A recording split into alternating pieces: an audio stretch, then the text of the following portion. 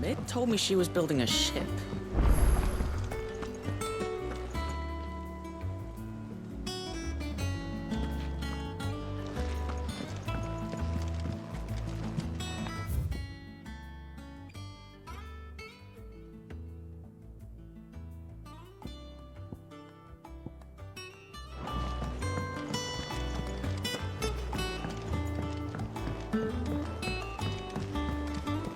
Is that the thing Tom's helped to build?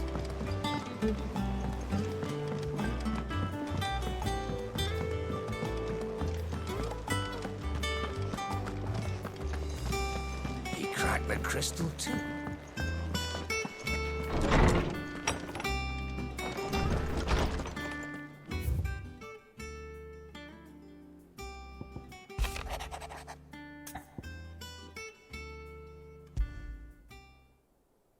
Trouble with the ledgers. Shouldn't he be asking Otto for help?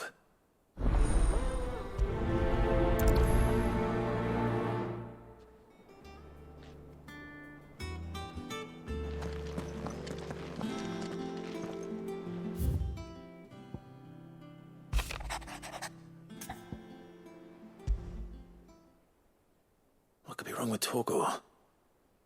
He seemed well enough when I last saw him.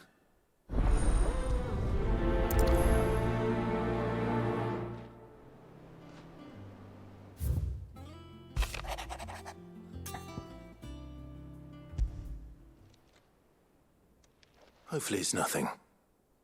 But I should speak to Blackthorn just in case.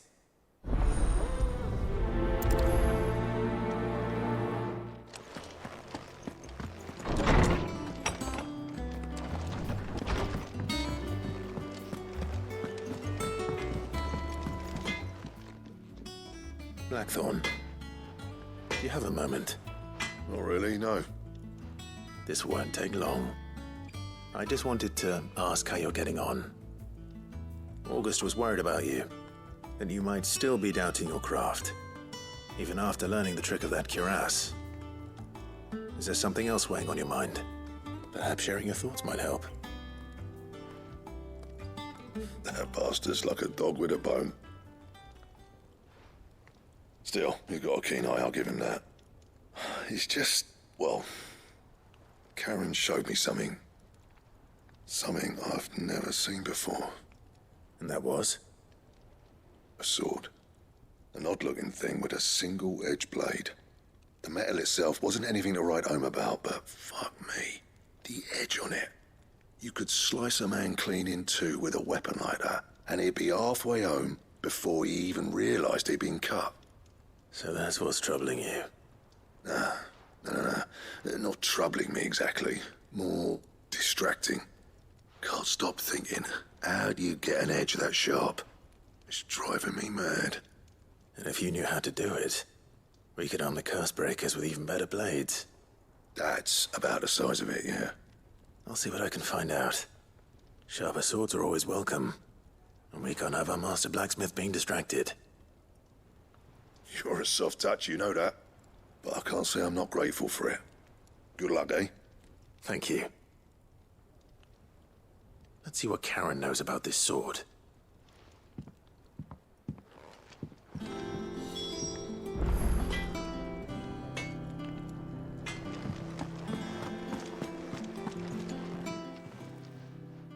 I got your note. You think something's wrong with Torgor? So you can read. Congratulations. But I didn't say I were wrong with him. I said something weren't right. He's not been eating me treats.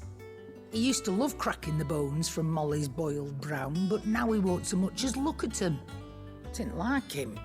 Which is why I'm of a mind that his mind's on something else. You've not been working him too hard, have you? No harder than usual. Is that it, boy? Do you need a rest? What was it he said he was? A frost wolf? That's what the lawsman seems to think. Then maybe this all has something to do with whatever it is that's woken inside him. I suppose things have been different since Rosalith. Perhaps Hippocrates knows something. Instead of everything, you mean? Perhaps. You're looking well, Karen. What you want? Out with it. I want to know about the sword you showed Blackthorn. Single-edged and extremely sharp. Running around after him again, are you? I suppose I am, yes. But I need to help him find out how to work an edge like that. It's driving him to distraction. Little wonder, I suppose. There's not many like that make it as far as the twins, and those that do go straight into private collections. Which made it nice and easy finding a buyer. Can you tell me who bought it? Where is it now? You think I tell people who my clients are? Suppose you're not likely to go nicking him off me, are you now? Fine. If you stop mooning at me like that. Lord Ignac's the man you want. Dalmekian bloke. Collects weapons and the like. And he's got more money than sense, which is why he's one of my favourite clients. Reckon he'll still be at the inn in Dallamil, where I left him. Thank you, Karen. Oh, and he's a touch eccentric, if you take my meaning. I appreciate the warning.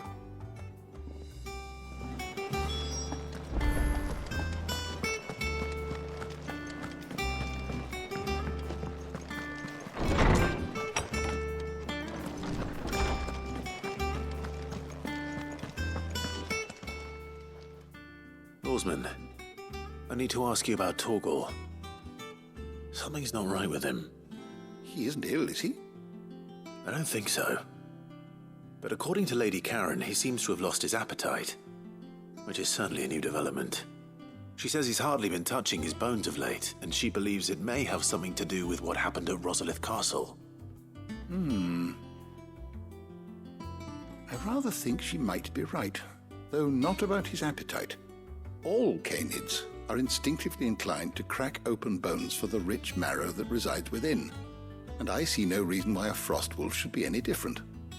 Accordingly, I suspect it is not a lack of appetite that afflicts Torgal, but a surfeit of it. If we assume that his newfound magics require additional nourishment to sustain, it may well be that the bones Lady Karen is accustomed to providing are no longer sufficient. Frost wolves, after all, habitually prey upon far larger animals, whose bones may yield altogether different nutrients.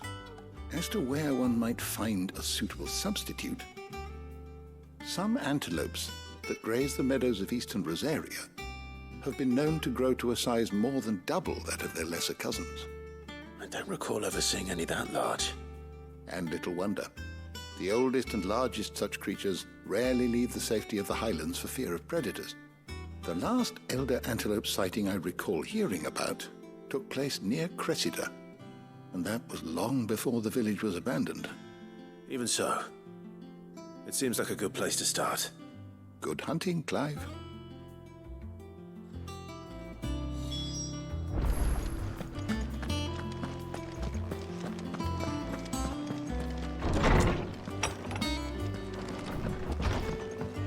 Ugh, I'm never drinking again.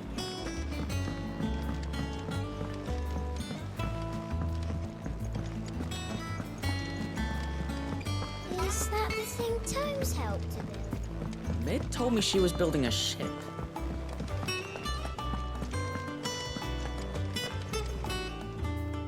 Clive, did you get my letter? That's why I'm here. Shh. Otto might be listening. Is this better? A little. Listen, I've some bad news.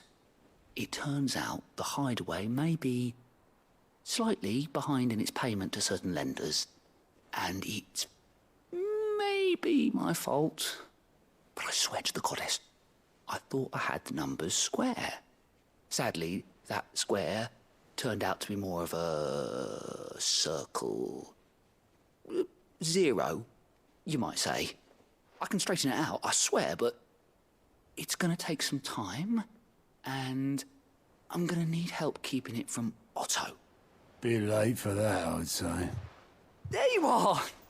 What a surprise! So let me get this straight.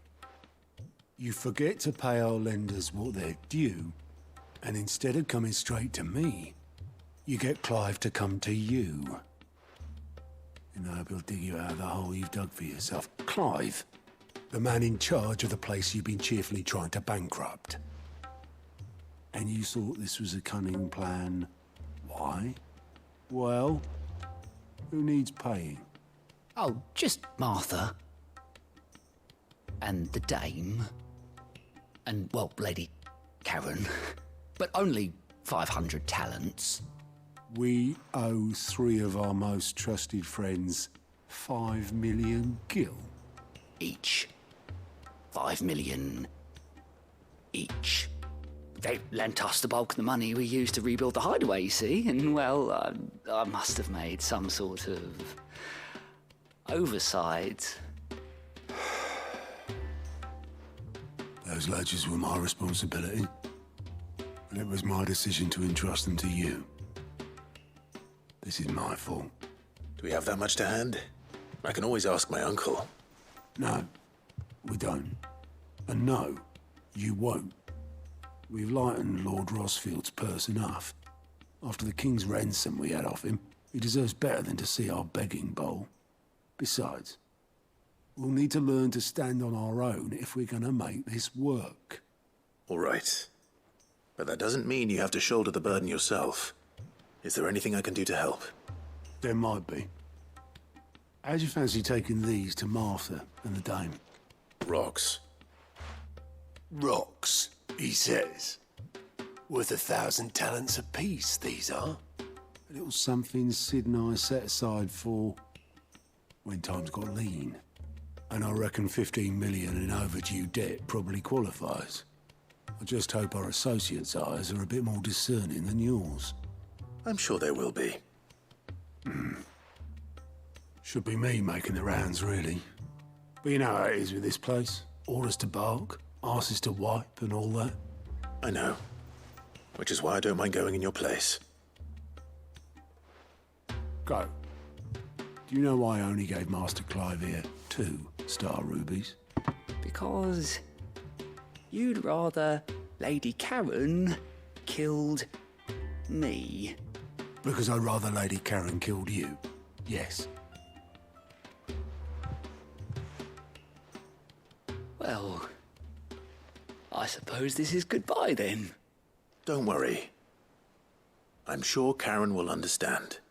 Really? Do you think so? No, I don't.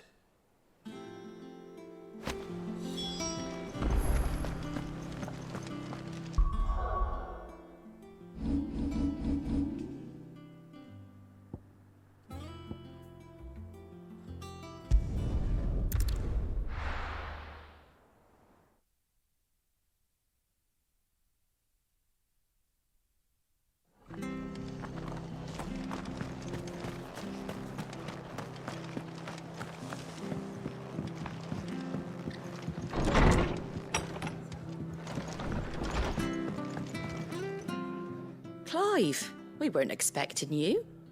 I wasn't expecting to be here, but it seems we still owe you a considerable amount of coin for your help with our rebuilding efforts. And though I doubt it's what you were expecting, we were hoping you'd take this as payment.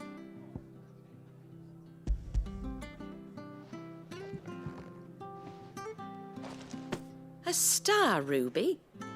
I can't accept this. It's worth at least twice what you owe me. More if you can find yourself the right buyer. Think of the difference as interest. Interest? If word got out I charged that much, no one would ever borrow from me again. Anyway, why are you the one here asking me about this? I'd have expected Otto. Bit much sending the Lord Marquis out to settle your debts, isn't it? The old goat working himself to death again. Something like that. Most days I think he's the only reason the hideaway's still standing. Same as always, eh? Back when the place was nothing but a twinkle in the eye of a recently retired Lord Commander, word is he was the first one Sid reached out to. Probably knew that without his strong arm and level head, the idea would never get off the ground. Sid may have been the face of the hideaway, but Otto's always been the backbone. And when Sid passed away, we were all worried that would be the end of it. That Otto would just give up. His death was hard on everyone. But I must have hit Otto hardest of all. But he didn't give up, did he? Quite the opposite, in fact. If I recall, he was the one who nominated you as Sid's replacement, and rallied the rest around you.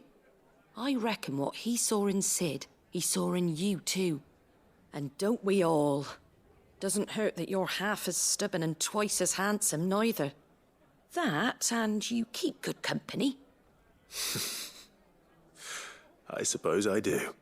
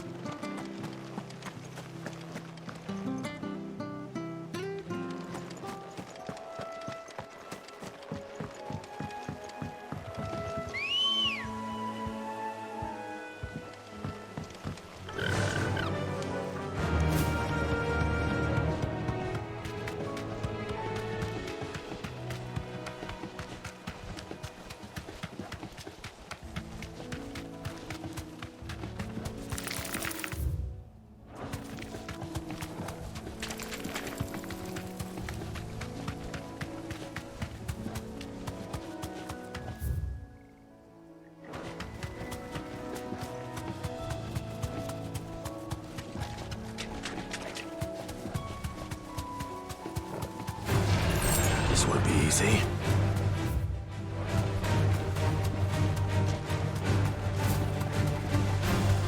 Well, it's certainly quiet. If I were a giant antelope, it would seem like just the place.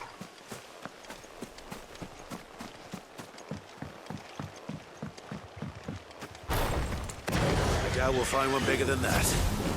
You hungry, Torgal?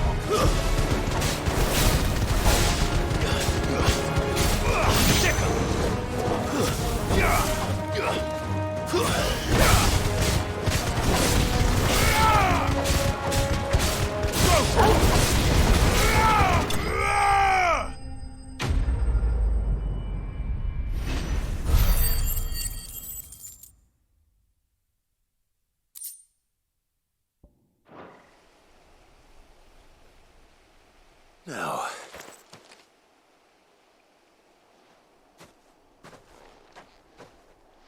will it be enough, I wonder?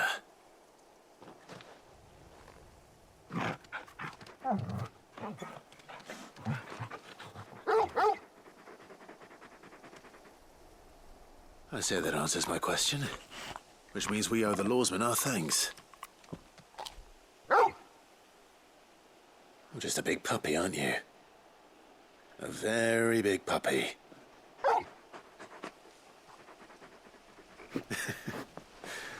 You do know you can take that with you, Torgal. Lady Karen will be relieved to hear you've got your appetite back. Come on, boy.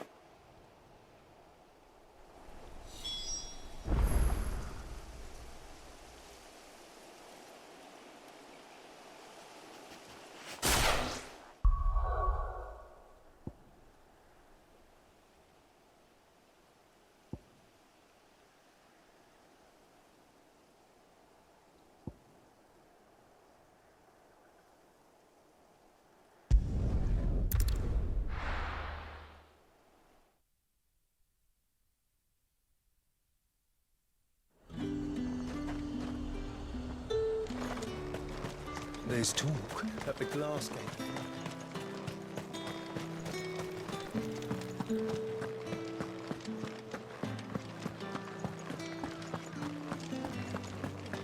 Did you hear? The gates to heaven. I want to see you again. What am I going to do without sweet water and oil of talc? Still no... Milady, I come bearing gifts. Gifts? Whatever is the occasion.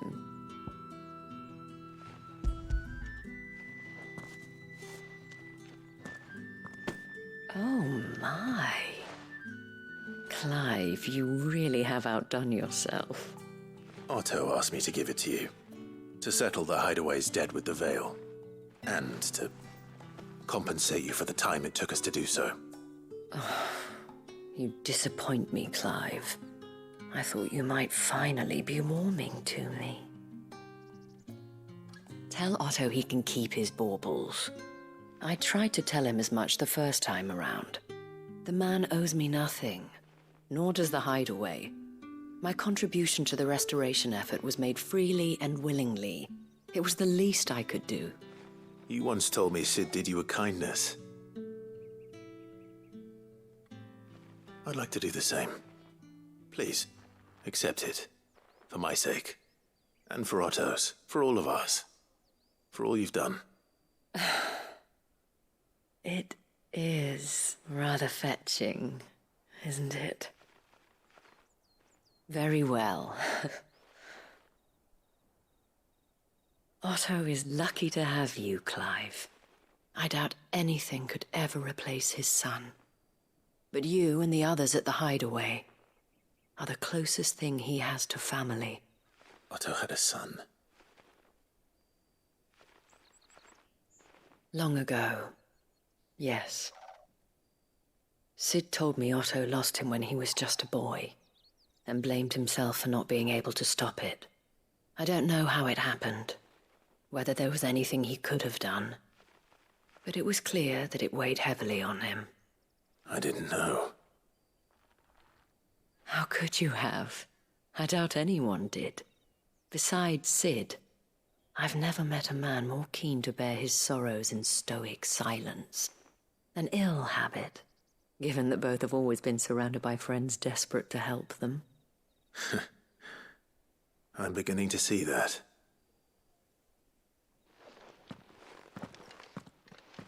Go will want to know the stones were delivered. If he's still with us.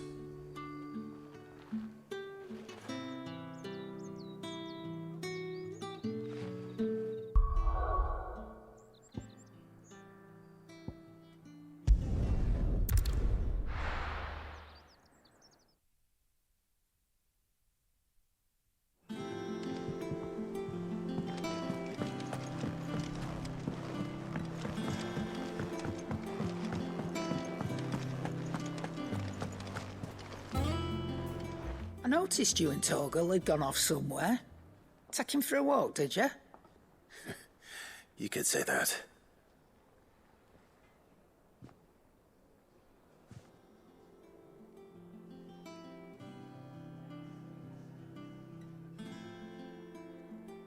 So, Molly's leftovers weren't good enough, eh? That'll teach me for treating you like you're still a pup. All right, no need to shout. Now we know what you're after, I can see about getting some in. Speaking of which, I brought one for later. Can I leave it with you?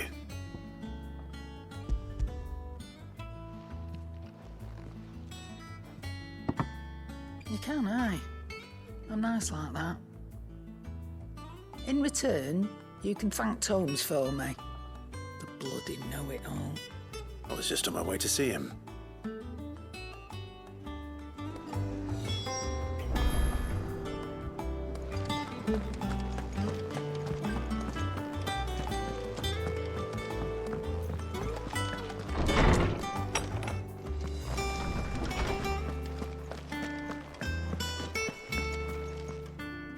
Ah, Clive.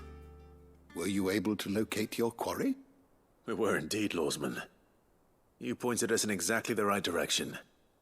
And Torgal's been a very happy hound ever since. Very good, very good.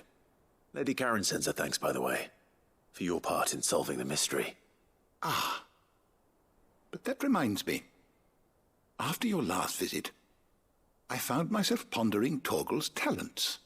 Do you recall our conversation concerning Lady Jill's role in Torgal's transformation?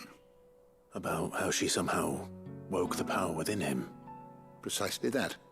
A reasonable conclusion, I thought, but one which raised certain questions in my mind. You see, the Fenrir of legend served Shiva and Shiva alone. And while the powers attributed to him are certainly impressive, the records imply they are somewhat different in nature to those you described Torgal as having used. What are you suggesting? That Torgal may be the beneficiary of more than one icon's power. Consider that in addition to Lady Jill, he has served as a loyal companion to you, your brother, and even the late Cid. In short, the icons hitherto near at hand, or should I say at paw, have been diverse and plenty, and that number has only grown as the realm's dominance have fallen to your sword. One can but speculate as to how all of this has affected Torgal. He has seemed more fierce of late. And if I am not mistaken, he will grow fiercer still. We are fortunate indeed to be able to count him amongst our allies and not our adversaries. Oh, he's more than an ally. He's a friend.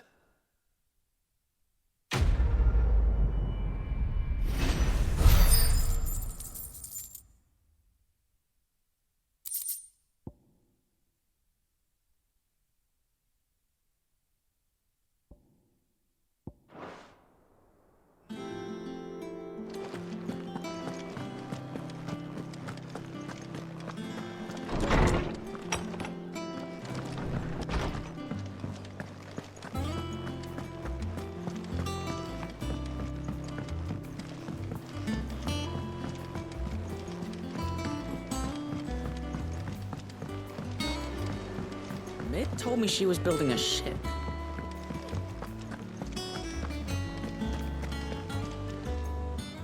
Goat. Still alive, I see. So Lady Karen accepted the ruby. Ah, about that. I tried my best, but she was just too stubborn to take it. She threw it right back in my face, in fact, and told me I could stick my stupid stone where the sun don't shine. Karen refused payment. I hope it wasn't something I said. I'm sure you were as tactful as ever. Let me see what I can do. Oh, wonderful. I hope you have better luck than I did.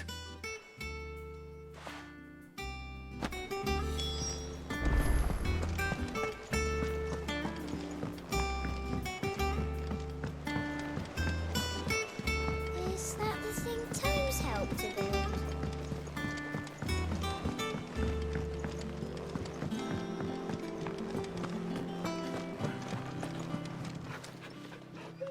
Lady Karen, Goat tells me you weren't happy with our offer. Would you prefer the debt was repaid in coin? What debt? I don't recall lending any of you lot me hard-earned gil. I may have tossed a talent or two in the Hideaway's coffers, but those were donations, and you can hardly call it charity if you go asking for it back. Of course not. But one good turn deserves another. And our circumstances have changed. Surely you wouldn't shun the gratitude of a pauper who happened to have become a prince. Oh, so you're a prince now, are you? Fine. But I'm selling it and taking what I'm owed, then you're getting the rest whether you like it or not.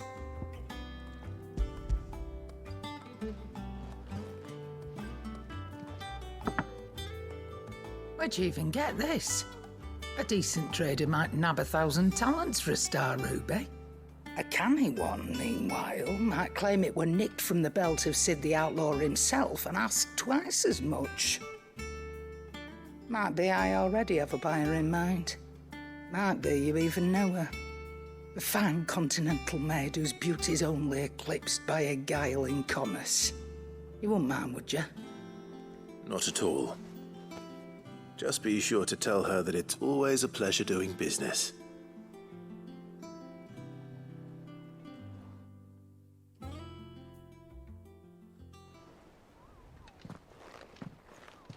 I hear you ended up delivering all 3 stones. Thanks to this lump. I sometimes wonder what I pay you for. Speaking of which, I still haven't been paid last month's wages. Oh, so you remember what's owed to you then? Get your ass behind that disc of yours and don't get up before those ledgers are square. Right away.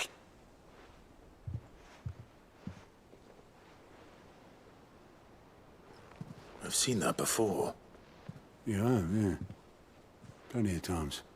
It was the only goblet Sid ever used.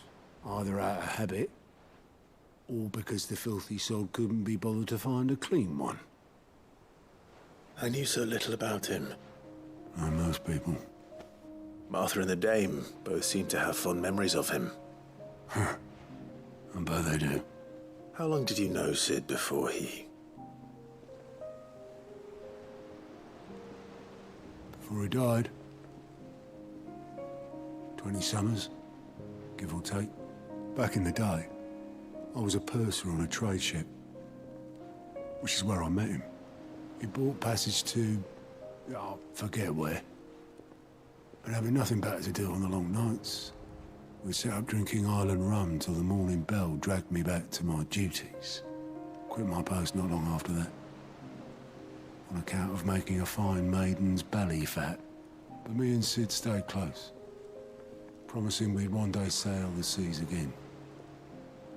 That was before fate stepped in and said she was having none of it. The magic woke inside my son soon after his first name day, and there was no hiding his nag. Couldn't you and your family have... My family were the ones who summoned the constable, wanted the monster taken away. I couldn't turn my back on him, forget what I felt, and I couldn't for the life of me understand how they could. Luckily, Sid was of the same mind as me. It was him who stood beside me when all I wanted was to tear the whole world down. Him who cried for me when I had no tears left of my own. Him who swore he'd do everything he could to stop it from happening again. And he was true to his word, too. Left the Royal Army once and for all. His ranks, his ribbons, gone. Just like that.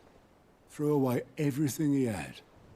All to right a wrong that no one else had the courage to face. I knew then I'd follow that man to the ends of the earth.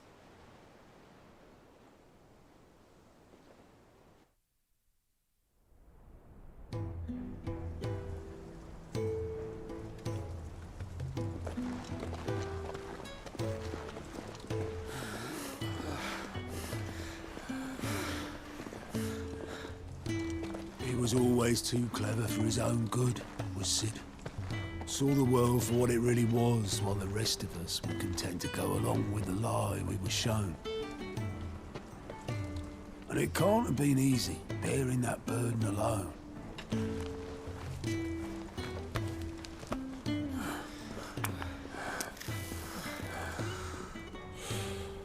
But he didn't let it stop him. He never lost faith in what he believed was right. And that gave us faith in him. Faith he'd steer us true.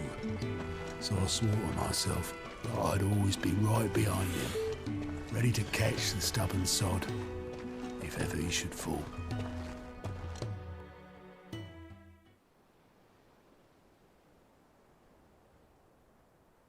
But I couldn't even do that.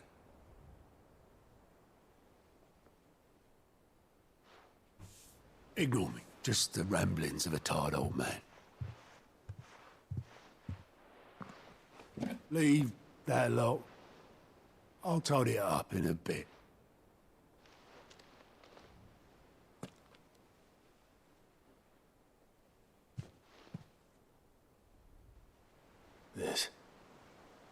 This is Sid's handwriting.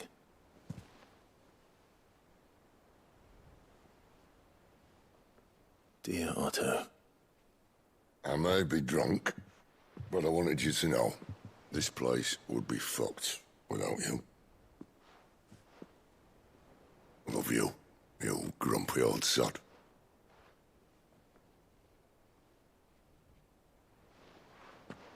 This note. What about it? Sid was right. Without you, we'd all be lost.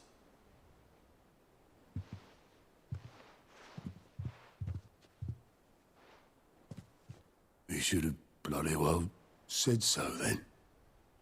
Just once. Before he went. But then, why would he? Him, or anyone? I'd only have told him to piss off.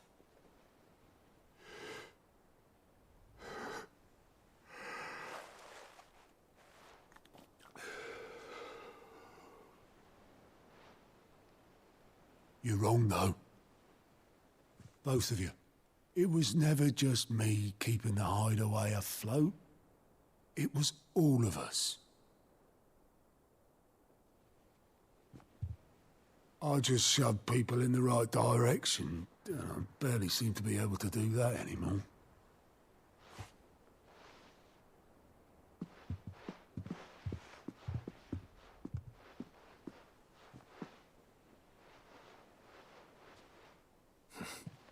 Would you rather goat were at the helm? Well, maybe I've got a few more years left in me. I'm going to hold you to that, Otto. Before you go, Sid would have wanted you to have this.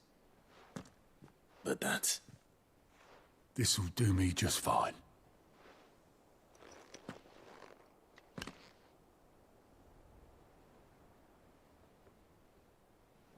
Thanks for the ray of sunshine. I'll see if I can't pay you back. Already have.